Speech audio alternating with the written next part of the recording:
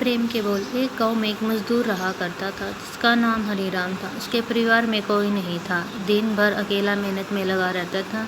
दिन का बहुत ही दयालु और कर्मों का बहुत अच्छा था। मजदूर था इसलिए उसे उसका भोजन भी उसे मजदूरी के बाद ही मिलता था। आगे पीछे कोई ना था इसलिए वो उसे आजीविका से संतुष्ट था। एक बार उसे एक छोटा सा बछड़ा मिल गया। उसने खुशी से उसे पाल लिया। उसने सोचा आज तक वो अकेला था, अब वो इस बछड़े को अपने बेटे जैसा पालेगा। हरिराम का दिन उसके बछड़े से शुरू होता और उसी पर ख़त्म होता। वो रात दिन उसकी सेवा करता था और उसी से अपने मन की बात करता। कुछ समय बाद बछड़ा बैल बन गया। उसकी जो सेवा हरिराम ने की थी उससे वो बहुत ही सुंदर और बलशाली बन गया था। गांव के सभी लोग हरिराम के बैल की बातें किया करते थे। किसान के गांव में बैल की भरमार थी, पर हरिराम का बैल उनसे सबसे अलग था। दूर दूर से लोग उसे देखने आते थे। हर कोई हरिराम के बैल के बारे में बातें करता था। हरिराम भी अपने बैल से एक बेटे की तरह ही प्यार करता था। भले खुद भूखा सो जाए लेकिन उसे हमेशा भर पेट खाना खिलाता था। एक दिन हरिराम के सपन में सिंह का नंदी बैल आया। उसने कहा कि हरिराम, तुम एक निस्वार्थ सेवक हो। तुमने खुद की तकलीफ को छोड़कर अपने बैल की सेवा की है, इसलिए मैं तुम्हारे बैल को बोलने की शक्ति दे रहा हूँ। इतना सुनते ही हरिराम जाग गया और अपने बैल के पास गया। उसने बैल को सहलाया और मुस्कुराया कि भला एक बैल बोल कैसे सकता है। तभी अचानक आवाज़ आई, बाबा, आपने मेरा ध्यान एक पुत्र की तरह रखा है। मैं आपका आभारी हूँ और आपके लिए कुछ करना चाहता हूँ। यह सुनकर हरिराम घबरा गया। उसने खुद को संभाला और तुरंत ही बैल गले लगाया। उसी समय वह अपने बैल को नंदी कहकर पुकारने लगा। दिन भर काम करके आता और नंदी से बातें करता। गरीब की मार बहुत थी। नंदी को तो हरिराम भर पेट देता लेकिन खुद भूखा सो जाता।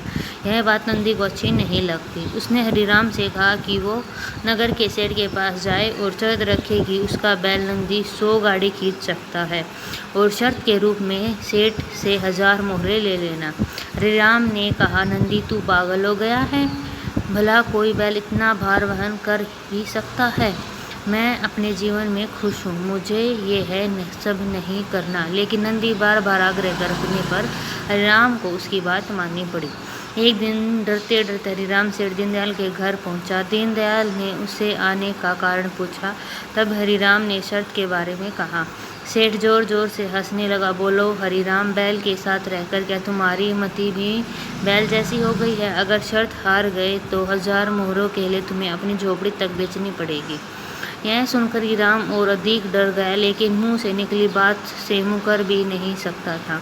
शर्त का दिन तय किया गया और सेठ दीनदयाल ने पूरे गांव में ढोल पिटवाकर इस प्रतियोगिता के बारे में गांव वालों को खबर कर दी और सभी को यह अद्भुत नज़ारा देखने बुलाया।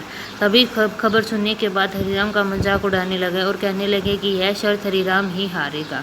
यह सब सुनकर हरिराम को अधिक डर लगने लगा और उससे नंदी से घृणा होने लगी और उसे कोसने लगा और बार बार उसे दोष देता और कहता कि कहाँ मैंने इस बैल को पा लिया, मेरी अच्छी भली कट रही थी, इसके कारण सर से छत से भी जाऊंगा और लोगों की थू थू होनी वो अलग।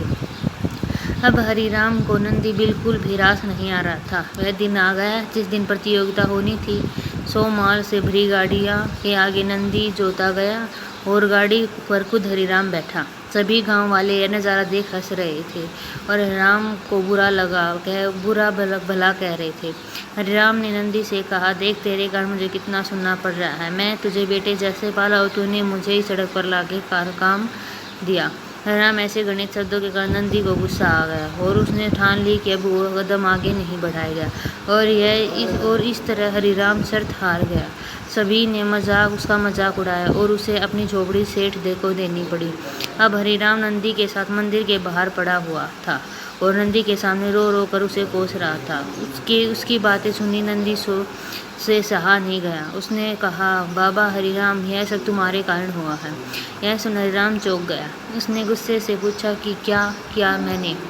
तुमने भांग खा रखी है क्या? तब नंदी ने कहा कि तुम्हारे प्रेम के बोल के कारण ही भगवान ने मुझे बोलने की शक्ति दी। और मैंने तुम्हारे यह सब करने की सोची, लेकिन तुमने उल्टा मुझे कोसने लगे और बुरा भला कहने लगे। तब मैंने ठान ली मैं तुम्हारे लिए कुछ नहीं करूँगा। लेकिन अब मैं तुमसे फिर कैसे कहता हूँ, मैं 100 गाड़ियाँ खींच सकता हूँ। तुम जाकर फिर शर्त लगाओ और इस बार अपनी झोपड़ी और 1000 मोहरों की शर्त लगाना। हरिराम वही करता है और फिर से शर्त के अनुसार 100 गाड़ियाँ कर उस पर नंदी को जाता है। नंदी गोज होता जाता है और फिर उस पर हरिराम बैठता है और प्यार से सहलाकर उसे गाड़ी से खींचने कहता है। और इस बार नंदी यह कर दिखाता है, जिसे देख सब समस्त रह जाते हैं। हरिराम सर जीत जाता है। सिर दीनदयाल ने उसकी झोपड़ी और 1000 मोहरें देता है। कहानी से शिक्षा मिलती है प्रेम के बोल। कहानी से हमें शिक्षा मिलती है कि जीवन में प्रेम से ही किसी को जीता जा सकता है। कहते हैं प्रेम के सामने ईश्वर भी झुकता, इसलिए सभी के प्रेम बोलने चाहिए।